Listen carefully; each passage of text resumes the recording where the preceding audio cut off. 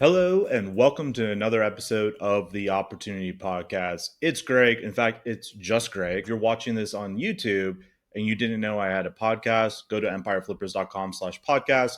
I'm usually interviewing a wide variety of entrepreneurs on all sorts of different subjects. And if you're listening to this as a podcast and you didn't know we had a Talking Head YouTube channel, go to youtube.com/empireflippers and come hang out with Greg on yet another platform. So, today, I'm doing another solo podcast. You may have seen the first one that already went out. Love to get your feedback if you actually like this, where I'm not necessarily interviewing someone, and on the YouTube side, a little bit less production value because it's just kind of Grandpa Empire over here giving his views on different things that I see happening in the industry, rather than me asking an accomplished entrepreneur a bunch of different questions about what they're doing.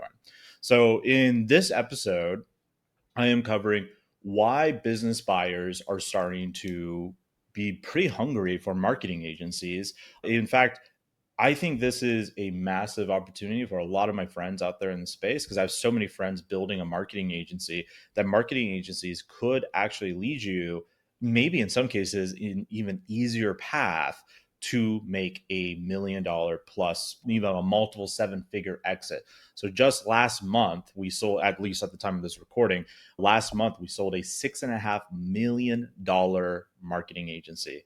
And you bet that seller was extremely happy. Now, we've always sold a handful of marketing agencies over the years, but we've never really done a whole lot of content on like all around it. So I think it's time for us to make that a thing where we start talking about marketing agencies more. As you guys know, we traditionally have sold a lot of affiliate sites, a lot of Amazon FBA, and e-commerce in general. But in this podcast, I'm going to be covering why are buyers so into this. But before I get into why buyers love this business model more than people think, let's first talk about a very common thing I see in this space.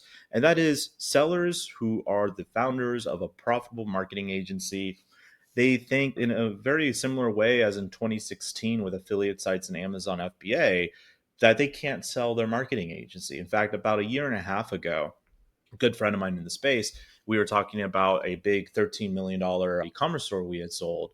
And he was just like beating himself up a bit. He was talking about like, oh, I wish I had spent more time building out affiliate sites and e-commerce stores, knowing that I could sell them versus my agency. And I asked him, well, what do you mean by that? He's like, well, everyone knows you can't sell an agency. Like, what are you talking about? Like, even back then, we had sold many agencies. Like, I think our biggest one at that time was like 1.1 or 1.2 million. So it was a little bit over seven figures. But yeah, so he just didn't realize, like, wait, you can sell a marketing agency? Like, yeah, dude. Like, that's the thing. A lot of people in a lot of these more niche spaces, especially if they're more personality focused, which we'll get into, they think that they can't sell this business. But almost any business that is making profit, not all, but almost any business is making like consistent profit year over year, typically you can indeed sell it. Now, you might not get the multiple you want. Like, agencies aren't going to sell for a SaaS multiple, for example. They're going to sell more in line with a traditional SMB multiple, which is typically going to be that 1 to 4x of EBITDA or SD. Sometimes you can get a little bit over that, but usually that's the range you're going to be playing in, right? So a good quality agency is going to sell for anywhere between like 3.6x typically, right? So not SaaS multiples, but plenty of juice there to make you a multimillionaire depending on the size of your business. So that's the first thing. I think a lot of agency owners just have the wrong mindset that they can actually sell these businesses. But let's get into why buyers are buying these anyways, because unlike previous years, there is actually a big demand, and I'm seeing that demand increasing. And I think the demand is going to continue to increase at least over the next year to 2 years. So right now, it is a very, very good time for you as a marketing agency owner to sell your business. But why is that? Why are buyers suddenly getting so much more intrigued with marketing agencies? What's going on here? Well, the big thing is what I would call full control. So full business funnel control. Now, when I say business funnel, I don't mean marketing funnel, but I mean the entire business process. So if you look at other business models, say like affiliate sites, they don't have full control of the business funnel, right? They usually extremely reliant on SEO, and usually that's the only traffic source that works for them in order to like remain profitable. Now there are caveats, of course, but typically that is the case. Then you look at Amazon FBA, they also don't have full control because just like the affiliate, they struggle to collect their customer data. Like Amazon views anyone that buys your products as their customer, not your customer, right? So there's always a bit of a tricky situation to build the email list of your own customers. And affiliates have the same problem, obviously, because if someone clicks their affiliate link and goes buy something, they're joining that person's email list, not the affiliates, right? So this full control in everything that is happening in the industry right now, where it's moving so much faster, is way more attractive to a buyer because yeah, it's a more complex business. So there's a lot more moving pieces, right? But you can control almost every one of those moving pieces. So we're seeing buyers in general kind of flee more towards these businesses that I would say have full control of the business funnel, and that includes even e-commerce, right? DDC e-commerce is another one of those. And in fact, I think in this age of AI, that e-commerce stores, like DDC e-commerce stores, not platform dependent ones, and marketing agencies are actually on the rise. I think the demand for both of these are going to grow because of this full control concept. Now, the other two things that buyers are like intrigued by with marketing agencies is talent acquisition. It's tough to find good marketers in general. It's not easy. So if you buy an agency that already has good marketers, then you're inheriting all these processes and data of different things that work. And let's say you buy a marketing agency that specializes in e-commerce stores, and say you have two or three e-commerce stores.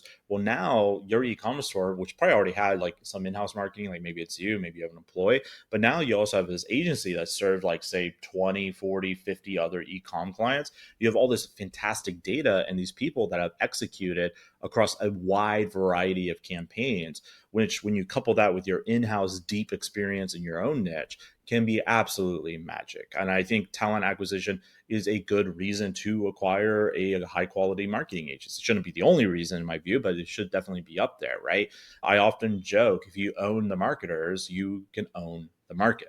And I think that's even more true in this day and age. The other thing that I see buyers like really interested in marketing agencies is because it's reasonable multiples, right? Like you're not paying a SaaS multiple. Like you can get above that 4x, but it's extremely rare for a marketing agency. You'd have to be, I'd say, minimum multiple seven figures in your valuation to have a hope to get above 4x. But even if you are multiple seven figures, it's still not a guarantee. Like most exceptional agencies will probably sell more like 3.5, 3.6, right? Still crazy good money for you as the seller, right? At the end of the day, who cares about the multiple if you're going to become a millionaire either way? And that's just the reality of the situation. Like I talked to some marketing agencies who think 3.4 is low. And my response to them is like, oh, you must not have sold many agencies, right? Like we've sold over 2,400 businesses at this point. So I'm a little bit more like, Mr. Realist over here on what it takes to get your sales multiple high, right? But because these are reasonable multiples, full control, and the talent acquisition, marketing agencies become very, very attractive. And more often than not, I would say, most marketing agencies that I see, at least when it comes to an acquisition, they tend to have recurring revenue, kind of like a SaaS, right? Now, as a retainer, is a lot less sticky than, say, SaaS in a lot of cases, but they still have that recurring revenue, which can create some really interesting opportunities for that buyer. Now, before I go into what I consider the profit renaissance that is happening with marketing agencies, or is in the process of happening, I don't think it's fully there yet, but I definitely think it's going to happen here over the next couple of years, is this profit renaissance. But on LinkedIn, over the last, I don't know, say 6, 8 months, I've been seeing all these people talk about the death of an agency because we're now in this age of AI, and AI is just like crushing and scaling things in all sorts of chaotic ways. So it's really hard to know what's happening there. And I see a lot of my marketing agency friends pretty terrified, right? That the AI is going to replace them. And now I think this is very silly personally, because like if I was a CEO of, say, like a Fortune 500 company and I needed to do a new Facebook marketing campaign or whatever, I'm not going to be using my time to sit inside of a Discord chat to get Midjourney to make some images for me, right? Like that's just not going to happen. I'm going to hire someone to do that. Maybe it'll be someone internally, or maybe it will be a marketing agency, right? Who knows which way that person might go. So I think this whole fear that marketing agencies will die is completely unfounded. In fact, I think marketing agencies are going to make way more money in the age of AI than almost any other business model, And I'll get into why that is here in a second. But it's no secret that AI has definitely hurt a lot of different business models, especially like affiliate SEO. It's been crushing them as Google has just been going absolutely wacko with this algorithm. Like even we've been affected by that. So SEO has been like a very fair weather friend recently to all the marketers out there. But you also see SaaS getting hit pretty hard with this too. You're getting more and more people who are vibe coding their way to success with creating SaaS apps. Then they charge like a one-off fee rather than a monthly recurring. I have a bunch of friends doing crazy good numbers on like lifetime deals, just like vibe coding something up, app sumoing it. They have a whole process in place and make a lot of money from it, right? So we're seeing for the first time the whole like moat that often makes SaaS so attractive, because like the whole moat is based on developer skill set, basically, like who can get good developers to push a product to a good market, right? But developers are becoming less and less important, just like marketers in a lot of ways are becoming less and less important, at least the human versions of us, right? As AI goes bigger and bigger and bigger. So SaaS is actually taking a very interesting hit. I don't think they've fully realized that yet, but I'm seeing the whispers of it. I think I actually mentioned that this will probably happen on our YouTube channel about a year ago. And I think we are starting to see the real beginnings of this as tools like Cursor come out, tools like Lovable come out. Like I have a buddy, he is a amazing meta advertiser. He's run like some pretty massive campaigns, and he literally vibe coded an entire ad management software using a mixture of like Lovable. I think he used Airtable and just like clodding it up basically. Like so, and he built it over a weekend, and it's pretty good. Like there's a little bits of it that are janky, but I've seen a lot of like solo devs with their apps over the years, and it was like better than those. So, and this guy has no coding background at all. Like this would have taken him some pretty serious money and time to do in the past, and now it took him like a weekend to do. So I think you're going to continue to see this hit to the SaaS world. And I don't think that's going to happen with agencies, because in the age of AI, the two business models that I think are going to benefit the most from it, at least digitally native business models, I should say, are DTC commerce stores and marketing agencies. Now, the reason why I say that is because one, I already talked about affiliate, I talked about the SaaS issue. And you might say, well, wouldn't an AI startup benefit the most? Like, I think AI startups is the riskiest one for you to do, to start or buy. And the reason why I think that is because the reason why this age can be so good for a marketing agency and for a D2C commerce store is, let's say a new tool comes out that's actually better than what you were using. Okay, you cancel that subscription, you go and get that subscription, right? Like obviously there's the opportunity cost of the tech switch, all that kind of annoying stuff, right? But you can adapt as this like fast moving AI stuff is rolling out, versus if you're a SaaS business and an AI comes and does what you do better, you're screwed, right? Your software is obsolete.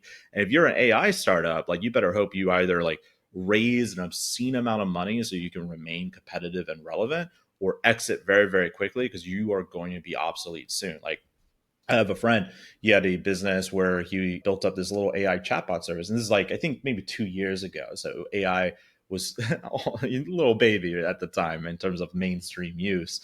He built it up and he got it to $25,000 a month in profit. And I believe OpenAI came out with basically the same thing he was doing for businesses, but for free. And that whole business was gone overnight. Like his whole business became obsolete. Like, how are you going to compete? His little 25K a month business versus this multi-billion conglomerate? The answer is you don't. You die. That's why I think AI startups and SaaS startups are much riskier versus like e-commerce stores that are on their own platforms, say like a Shopify, Magento, WooCommerce, something like that. And agencies are in very good positions to kind of roll with the punches as we go through this pretty dynamic transition. I think everything that's happening in the world of AI is probably the most momentous change to the way the internet marketing, internet business world, and business world in general works since basically the advent of the internet in a lot of ways. So probably the biggest change since like the introduction of social media, where paid media got like really crazy good in terms of your scalability and your data, all that kind of stuff. But it's one of those like pretty big watershed moments that we're experiencing. And I think agencies will benefit greatly from it. And I think buyers know that too. So they're excited that you think agencies are dying. Like, yeah, of course, I'll give you some money for your dying business. And then they're going to just like, boom, like make it worth way more because they see what like a lot of my agency friends are not seeing, in my view. So let's talk a bit about this profit renaissance. Before I can go into why I think agencies are going to have this massive renaissance, and that's a big reason that is feeding this buyer demand, first we need to talk about how agencies traditionally operate. Because as agencies grow, like when you're first starting an agency, it's pretty easy to have like, I shouldn't say easy, but not incredibly hard, I should say, to have like 50 to 80% margins on your profit until you get to a certain level. Usually that threshold is like when you hit a valuation of like $1 million. So that's like roughly $35,000 a month in profit. That's when you, as like kind of a more solo founder, most likely are going to be burnt out. You're stressed, you're very time poor, all that kind of stuff. And you have to start hiring people. And this is where the tragedy of the agency profit margin begins, because in order for you to hire, you need to hire good people with good talent, and good people with good talent costs a good amount of money. And that's what starts compressing those margins for you from 50 to 80%. Suddenly, like maybe you're at 25 to 30%. Like, okay, not so bad. Now you're at the like kind of like a e-commerce level, right? A lot of e-commerce stores operate on about a 30% margin. But as you continue to scale, this problem becomes worse and worse and worse. As you get into multiple seven figures, it's not that uncommon to start having profit margins that are 15 to 20%. And a lot of PE firms that do buy agencies, they would look at a high multiple seven figure agency or maybe a low eight figure agency with a profit margin between 15 and 20%. It's like, hey, that's pretty good actually. That's interesting. Like that is an interesting margin when you're playing at an agency that is scaled up that much. Because if you want to stay relevant, be really, really good, unless you have like a crazy productized system, which I do recommend you get, you need to hire like pretty talented people that are good at this form of marketing, whatever marketing service you're selling, right? And able to keep updated with it, because you can spend a lifetime just studying like one marketing channel and staying up to date with that. Like it's not easy. So this all costs a lot of money, hence the compression of your margins, right? Because you don't want to be in a situation where maybe you have one guy that's really, really good at Facebook ads, signing up clients left and right for you, but then you hand it off to the junior, and the junior is really bad at the Facebook ads. So what was starting as a good experience for the client is now ending as this like, oh shit, not this again, right? So, but anyone's hiring agency has been thrown around to the juniors all the time. It's like, man, this guy doesn't know anything, right? So you need to hire like good people, invest in good training, all this stuff. And that's what causes this margin compression traditionally in marketing agencies. But now that's all changing because AI is doing so much. Like I think, is most effective, at least in its current rendition, for people that are doing service businesses. And a marketing agency is a service business. It's like primarily a service business, right? So now I've seen people like replace $50,000 a month in content costs with AI. And everyone's talking about AI content, AI slop content. Like you can make really good content with AI.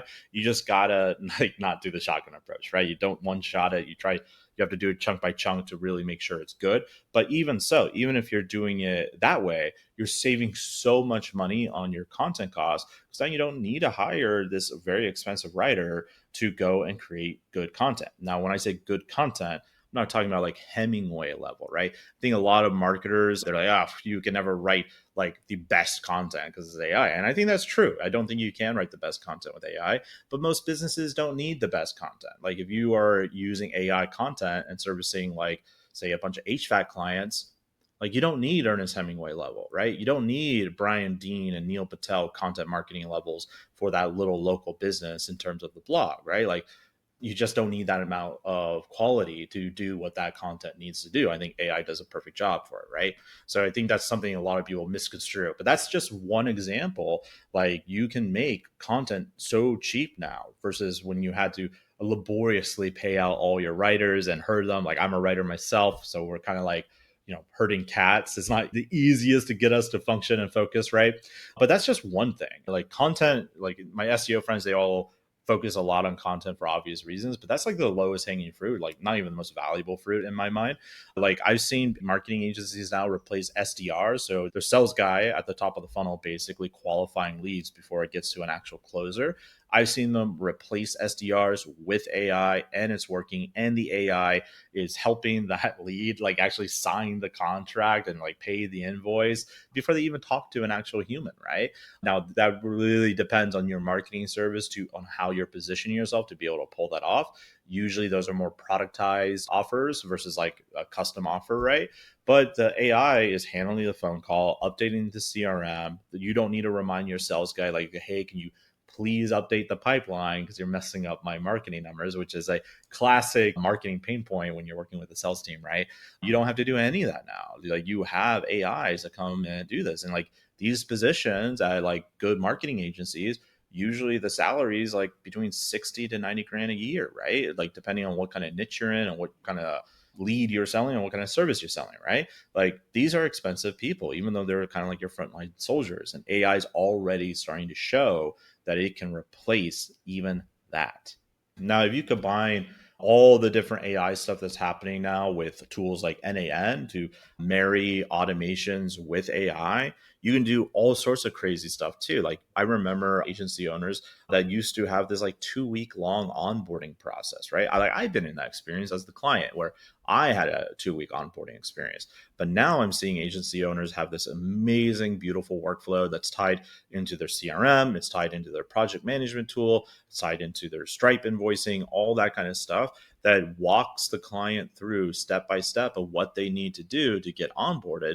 And the whole process is automated. Like the client still has to do stuff, right? But you yourself don't need to be interacting or have, a customer success agent, which again, it can be pretty expensive to hire if you want a good one to make sure that the onboarding is complete, right? There's like tons of different things you can do now that you just simply couldn't do.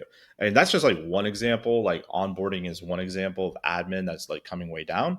But basically anything with admin, like recurring invoicing, right? You don't have to follow up with your own clients to pay the bills. You can build an automation that is getting the information from Stripe or QuickBooks or whatever that tells you, like, hey, this guy hasn't paid yet, or you only paid this much, or what's going on here, all that kind of stuff. Another thing is what I call a traffic light system. I think most agency owners should do this, but most of them don't. But traffic light system is, you look at your most successful clients that are doing really, really good. You look at ones that you think are not doing that hot and it's going to turn into a bad conversation soon if it's not fixed. And then ones that are just like, they're angry at you, right? So you have green, yellow, red.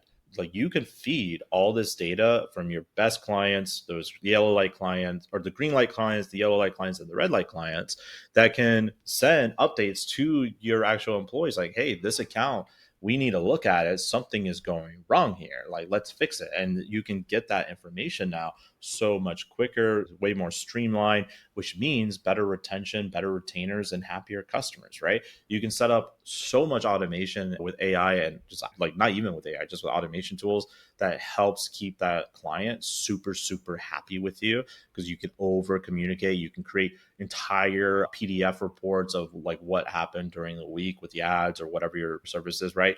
So there's all sorts of stuff you can offload now to AI.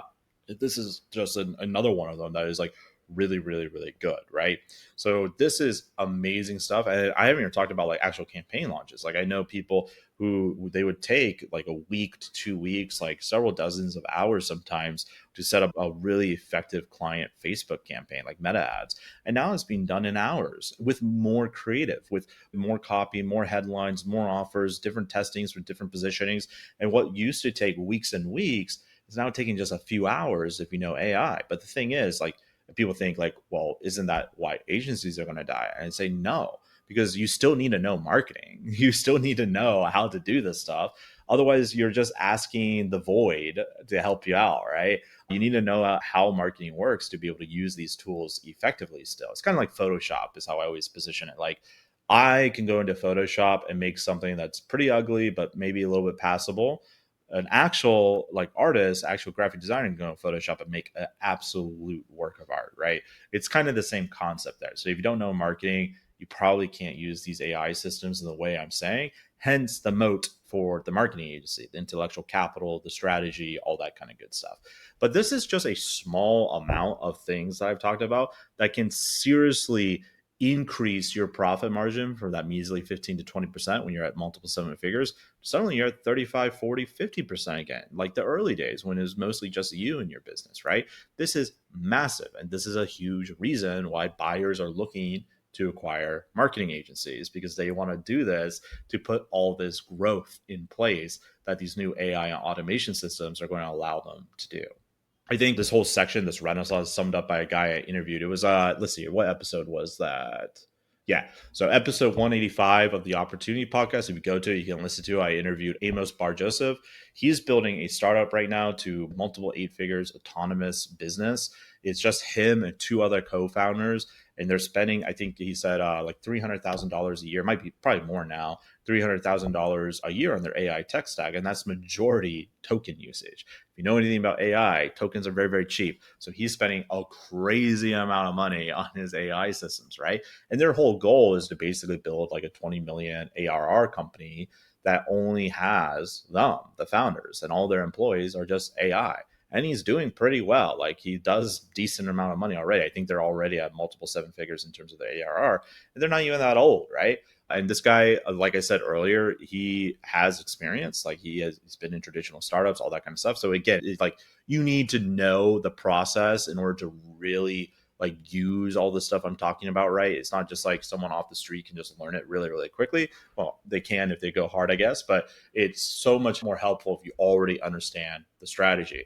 But this is what I mean. Like these service businesses are going to be able to truly explode, in my view, in profit. And buyers see that too. I think that's the buyer view too. So we're seeing this massive amount of demand coming in to acquire marketing agencies, which leads me to my final point, or my final section of this ramble of mine. How do you sell your marketing agency? How do you become a multimillionaire from everything I just talked about? So let's get into the three main reasons why marketing agencies usually cannot be sold. Now, there's more than these three reasons, of course, but these are the three main reasons. If you can solve these three problems in your marketing agency, then you'll be in a very good position to actually sell your business for probably a pretty nice payday. So let's get into the first one. And this is like almost every marketing agency has this problem, and that is no client acquisition system. Now, if you are serving, let's say you're a marketing agency owner and you're serving like local businesses, like your local plumber, cleaner, whatever, right? It is very common to run into the objection from those leads, like, oh, I built my business for years with no marketing, just word of mouth and referrals, all that kind of stuff. And that's almost always like pretty cringe for a marketing agency owner to hear, because they're like, yeah, that's great, but that is a strategy built on hope. Wouldn't you like something that's more predictable, like more predictable revenue? Like here's my pipeline, all that kind of stuff, where with new leads coming in every single day or week. And of course, the answer is they should do that, right?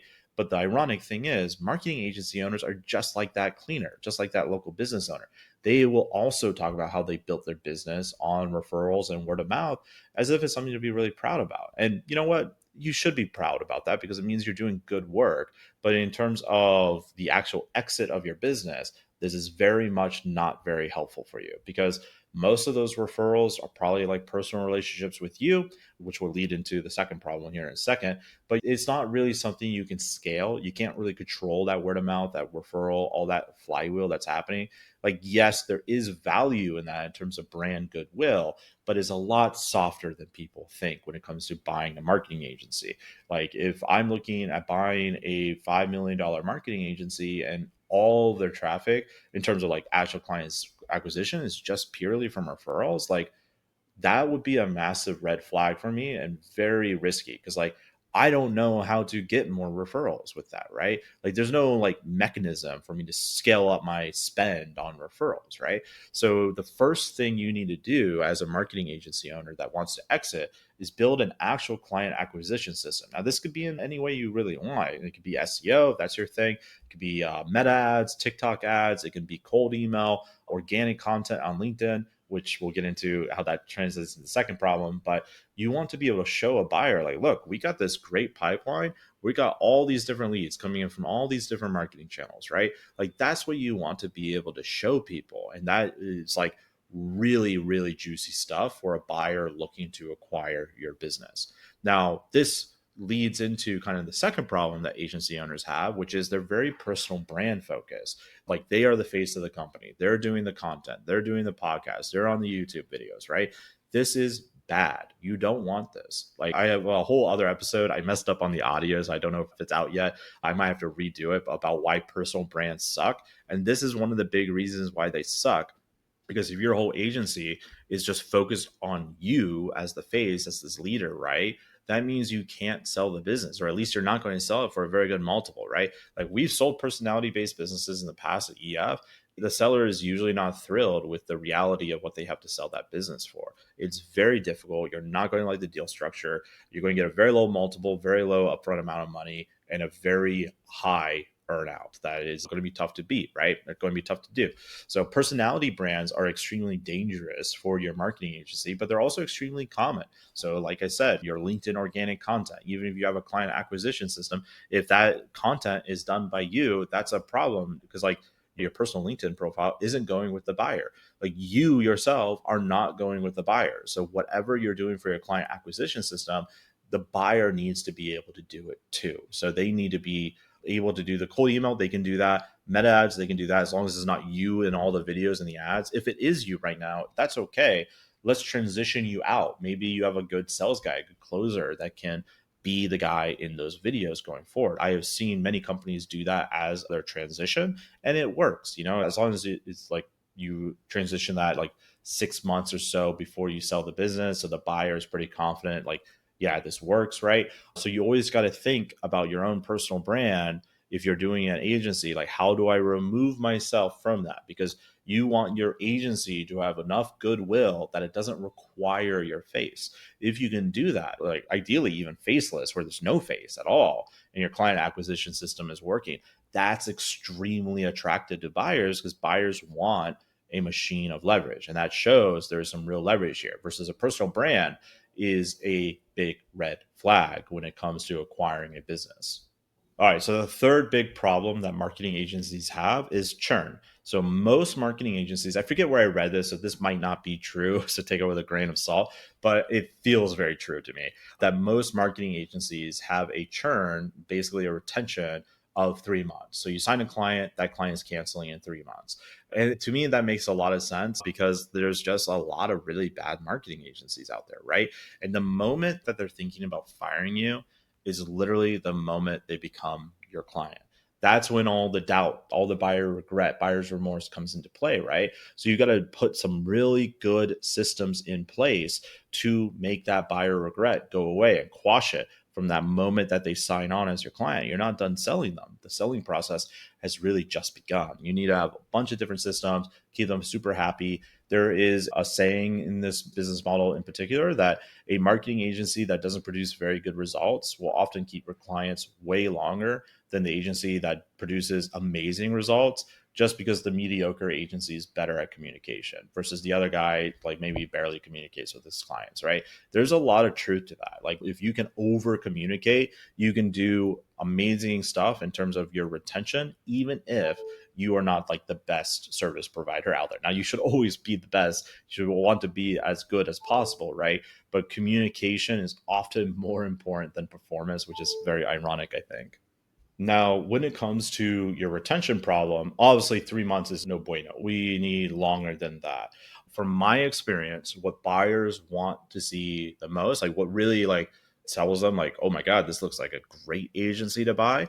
If your average retainer with a client is 18 months or longer, if you can show that, that is a dream, because most agencies cannot get anywhere close to that. So if you have an average retainer of 18 months per client, absolutely amazing, right? Obviously, you're going to have some clients that are like, 3 years, and then a bunch that are like 5 months or whatever. But if you're average, if you take out the outliers, because the buyer is going to be looking at the outliers too, right? Take out the outliers and just look at like true average clients over 18 months. Absolutely amazing. Now, another thing on this when it comes to churn is contracts. So when you are building your marketing agency, it's very common these days to where you don't even pitch a contract. Like back when I was starting, most people were trying to pitch like 6 month, 12-month contracts, things like that, right? Nowadays, I know very few people who pitch contracts of any kind because it's such a big friction with the client, right? Like they don't want to sign themselves up to this big thing. So it's kind of gone the way of the dinosaur a bit. But when it comes to selling your business, it's very awesome if you have contracts like 6 months, 12-month contracts or whatever. And I know what you're thinking, like, well, why is that important? Like, the reason why that's important is because from a buyer perspective, if a buyer wants to go get financed to buy your multiple 7-figure agency and you have an 18-month retention and you have all these clients on, say, a 12-month contract and only like half of them are through that 12 months, like that buyer can go to a banking institution, and not all banks will do this, but some definitely will, and they can get a loan to acquire your business, which means now they're not just limited by their own cash. They can use some leverage to get you, which for you means a lot more money potentially in your pocket versus having to accept a larger seller finance or earnout note, right? So if you have this ability to get people on contracts, that's amazing. Now, you and I both know that in most cases, unless you're doing like an enterprise contract or something like that, it's usually not worth it to go after a client that reneges on the contract.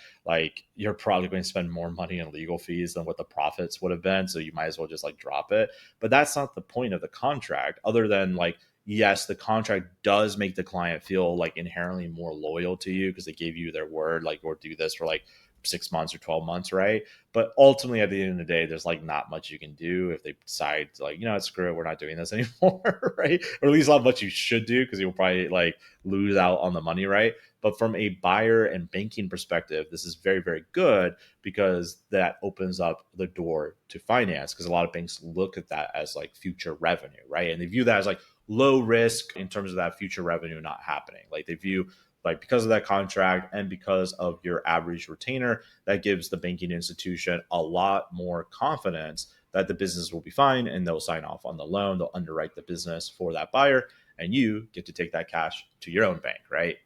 So while these three things are not like the only things you need to do when it comes to selling a marketing agency, these are like the three big things that I see that people struggle with when it comes to selling one of these marketing agencies, right? So hopefully this was extremely helpful for you. Let me know, by the way, in the comments, or shoot me an email at greg@empireflippers.com if you like this more low-key rambling version of Greg just talking about his thoughts, because maybe I'll do more of them, right? I do have a couple more episodes like this planned, but let me know what you think, if you like it, whether you're watching me on YouTube or on the podcast, whichever. And yeah, if you want to sell your marketing agency, if you want us to help you become a multimillionaire, go to empireflippers.com/valuation tool, and you can get a free valuation of your marketing agency, or just go to empireflippers.com/sell and get a professional vetting done by us. You're underneath no obligation whatsoever to sell with us until we give you a valuation that you actually agree with. So, I mean, it's literally zero risk to you. Why not do that? And like I said, last month we sold a $6.5 million marketing agency, and that took us about, right around 30 days to do, which, hey, spending 30 days with the Empire to make a few cool million seems like a pretty good deal to me. So with that said, I'll see you in the next episode.